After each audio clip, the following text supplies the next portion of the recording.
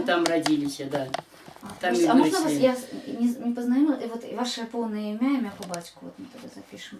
Вот, ну, мое девичье, или да, девичье. Ковалева Галина Демьяновна. Глибов. Глибов. А з якого года? 58-го. Ой, Почти мне ровесница. а, І він теж з з Глибова, Глибова. да, так само. А ви коли переїхали сюди? У 10-му.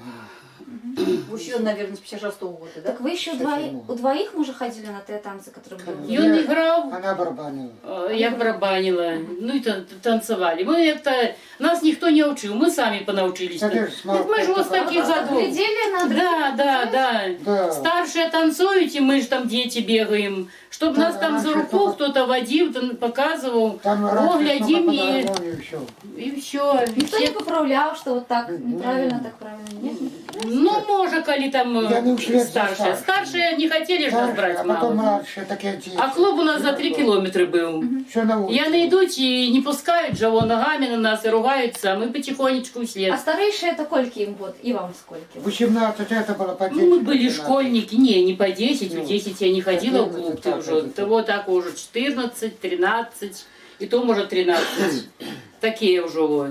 А которые старше, уже по 18, которые работали, Это своя компания, да? да, у них своя компания, я собрались в клуб, а мы вслед. Но они еще такие не женатые, не замужние, Не-не-не-не. Перед шлюбного, скажем так. Да. А подлетку туда, короче, не пускали, просто глядели за ими, да? Не хотели, чтобы мы за ими, а мы же, интересно, клуб там со всех деревень собирались. Ой, там, может, 6, может, из России приезжали. И там такие танцы были.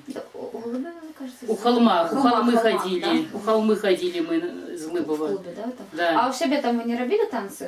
Робили. Каждый день. У нас в хате собиралось Так, каждые да. праздники. Раньше ж мы и 8 марта, и 23 февраля, Новый год в это. Все праздники мы май, потом уже трошки подросли, стали ходить туда у нас Комаричи под Россию, под Брянскую область, там у нас недалеко, 5 километров. Россия? Не, ще Комаричи наша. Ну, погранично, ясно.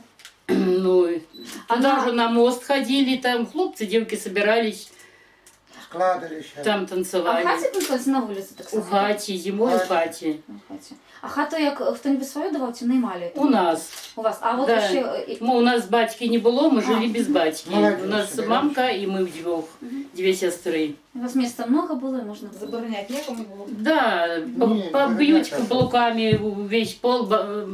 Ну что, поругается трошки наша баба. Ну, все у нас обычно гуляли гулянки. Никто не хотел.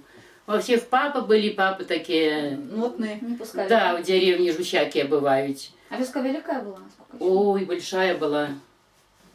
Большая у нас школа была, початковая.